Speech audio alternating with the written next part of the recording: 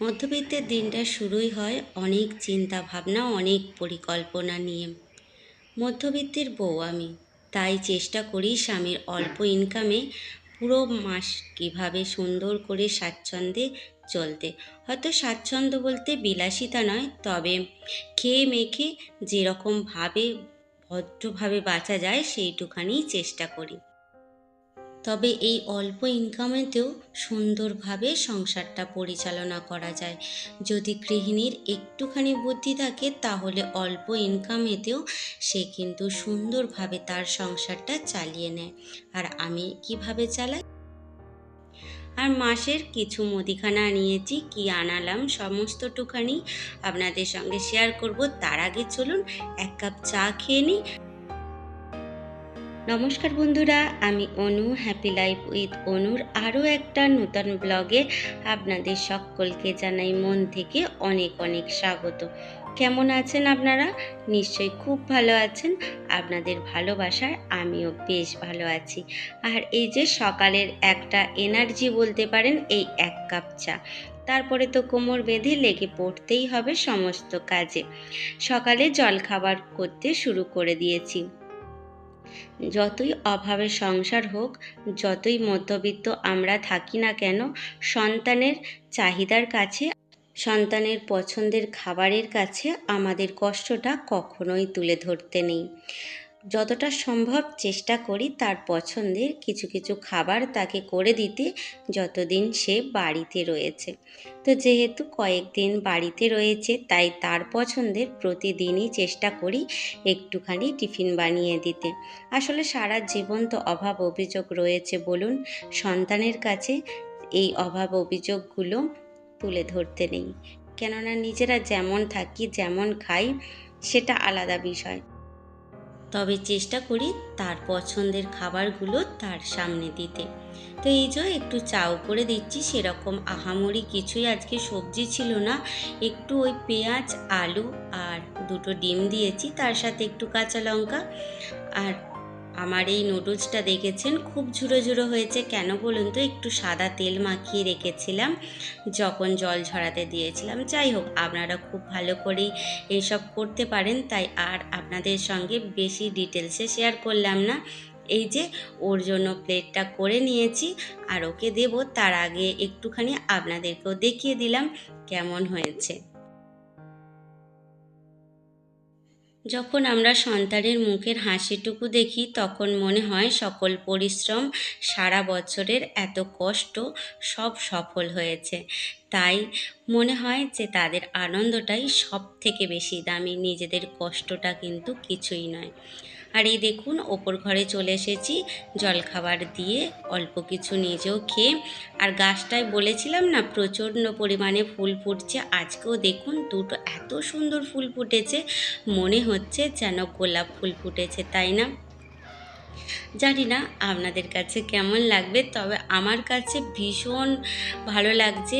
মনে হচ্ছে যে একগুচ্ছ গোলাপ ফুটেছে আমার এই অ্যাডেনিয়াম গাছে। কি বড় বড় ফুলগুলো ফুটেছে দেখুন, আমি হাতে করে ধরছি, হাত ভর্তি হয়ে যাচ্ছে। কয়েকদিন ফুটবে, তারপরে আবার তো শীত ঘুমে চলে যাবে, তখন আর ফুল পাবো না। তাই মন ভরে আমিও দেখে নিচ্ছি, সাথে আপনাদেরকেও একটুখানি দেখিয়ে দিলাম। চলুন বাকি কাজগুলো করে নিই। আজকে অফ ক্যামেরায় বিছানাপত্র গুছিয়ে নিয়েছি, তবে এই গাছটায় দেখছি মাকড়সার কিছু ফাঁদ পড়েছিল। সেই পরিষ্কার করতে গিয়ে দেখলাম যে দরজাটাও একটুখানি পরিষ্কার করে নিলে খুবই ভালো হয়। তো ওই যে এক কাজ ভাবতে গিয়ে আর এক কাজ নিয়ে বসে পড়া, এ হলো প্রত্যেক গৃহিণীরই একটা অভ্যাস, বলতে পারেন বদ অভ্যাস। বসে থাকা একদমই পছন্দ নয়, যতটুখানি সম্ভব কাজগুলো করে নিতে। সেই কারণেই একটা কাজ করতে গিয়ে আর একটা কাজ বাড়িয়ে ফেললাম। যাই হোক, পরিষ্কার তো হয়ে যাবে, যতটাই কষ্ট হোক বা যতটাই সময় লাগুক, সেই তো আমাকেই করতে হবে। তাই যখনই দেখা তখনই কাজ করে নেওয়া আমার কাছে মনে হয় খুব ভালো। ফেলে রাখতে গেলেই সেই কাজটা এমন জমা হয়ে যাবে যে পরবর্তীকালে সেই কাজটা করতে গেলে অনেকটা সময় লাগবে। সিঁড়িটাও ঝাঁট দিচ্ছিলাম, ভাবছিলাম চারিদিকটা একটুখানি হাত বুলিয়ে পরিষ্কার করে নিই। আসলে ফাঁদ হোক বা নাই হোক, তবুও একটুখানি দেয়ালগুলো ঝেড়ে পরিষ্কার করে নিলে আমার কাছে মনে হয় বেশ সুন্দর লাগে। আর ঝরঝরে পরিষ্কার থাকলে তো সংসারের প্রতিটা কোণ আলোয় আলোকিত হয়ে ওঠে, আর তাতে তো মা লক্ষ্মী সন্তুষ্ট হয়, সে তো আপনারা সকলেই জানেন।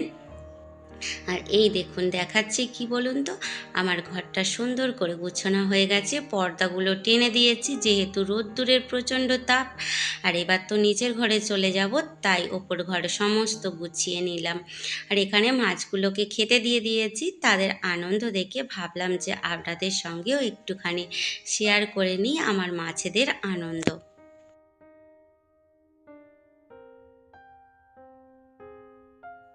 আর এই দেখুন আজকের আকাশটা দেখুন, একদম রোদ ঝলমলে সুন্দর একটা আকাশ, চারিদিকে টুকরো টুকরো মেঘ ভাসছে, মনে হচ্ছে মা দুর্গার আগমন সুর বাজছে আকাশে বাতাসে। তো যাই হোক, এত ভাবুক হয়ে গেলে হবে না, রান্না বান্না অবশ্যই আছে, সেগুলো করে নেব। তার আগে বলেছিলাম না যে কিছু মুদিখানা আনিয়ে, সেইগুলি আপনাদের সঙ্গে চলুন শেয়ার করে দিই। এই যে টুকটাক কয়েকটা জিনিস যেগুলো খুবই প্রয়োজন সেগুলোই আনিয়েছি। আগের মাসের কিছু বাজার আমার রয়ে গিয়েছে, তাই বেশি কিছু আনালাম না। এখানে ওই চিনি আছে, ময়দা আছে, লবণ, একটুখানি সস আর একটা চাউ আরও আনিয়ে রেখেছি, কখন কি প্রয়োজন পড়ে। সাথে পাউডার দুধ রয়েছে, সাবান রয়েছে, মোটামুটি টুকটাক কয়েকটা জিনিস। আর এমনিতেই তো আমাদের সর্ষের তেল 1 টিন করে তুলে নেওয়া হয়, সেটার আর প্রয়োজন নেই। আর ঘরে চাল রয়েছে, চাল কিনতে হয় না। আর কন্ট্রোলের আটা রয়েছে, আটাও কিনতে হয় না, তবে ময়দাটা কিনতে হয়। তো এইভাবেই বুদ্ধি করে একটুখানি সংসারটা চালিয়ে নিই। মনে হয় যে সংসার চালাতে গেলে শুধু যে ভালো মন্দ খাবো তা নয়, কন্ট্রোলের চাল ডালও আমরা খেয়ে থাকি। আসলে কোনো কিছু জিনিস অতিরিক্ত এনে আমি নষ্ট করতেও চাই না, আর অতিরিক্ত আনার সামর্থ্যটুকানিও সবসময় থাকে না। তাই চেষ্টা করি প্রত্যেকটা মাসে যে যে জিনিসগুলো আছে সেগুলো বাদ দিয়ে যতটুখানি প্রয়োজন ততটুখানি শুধু আনার। আর যদি মনে হয় যে না, এই জিনিসগুলো দিয়ে চলছে না, কিছু আনাতে হবে, তখন মাসের মাঝামাঝি বা শেষের দিকে অল্প কিছু আনিয়ে নিই।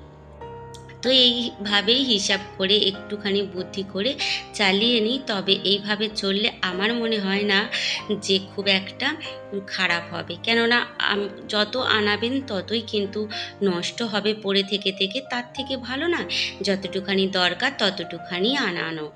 আর এখানে রান্নার বিষয়টা বলে নিই। ওই যে মৌরলা মাছের তরকারি করেছি, এখানে লঙ্কার পেঁয়াজ ভেজে রেখেছি, আলু সিদ্ধ দিয়ে রেখেছি, আর সাথে ডাল। রান্নাবান্না সেরে বাসনপত্র ধুয়ে দেখেছেন উঠোনটায় কত পাতায় ভর্তি হয়ে গেছে।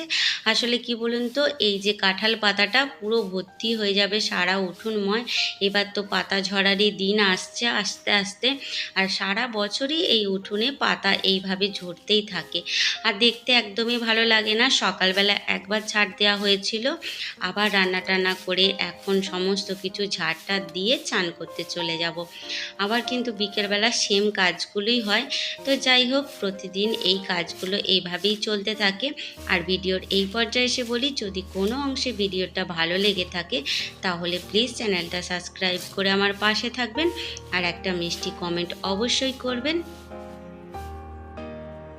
আসলে সবসময় চেষ্টা করি সাধারণভাবে আমার যেমন জীবনযাপন চলে সেটাই আপনাদের কাছে তুলে ধরতে। তো যাই হোক, কয়েকদিন আগে বলেছিলাম লাউ দানা রোপণ করেছি। এই দেখুন আমার কিন্তু লাউ গাছগুলো বেশ সুন্দরভাবে ফুটে গেছে, মানে দুপাতা করে হয়ে গেছে। এবার মাঠে নিয়ে গিয়ে বসালেই হবে। তো চেষ্টা করছি তাড়াতাড়ি বসিয়ে দিতে। আর এখানে যে কত বেগুন চারা দেখেছিলেন সব কিন্তু মাঠে বসানো হয়ে গেছে, আপনাদের সঙ্গে শেয়ার করা হয়নি।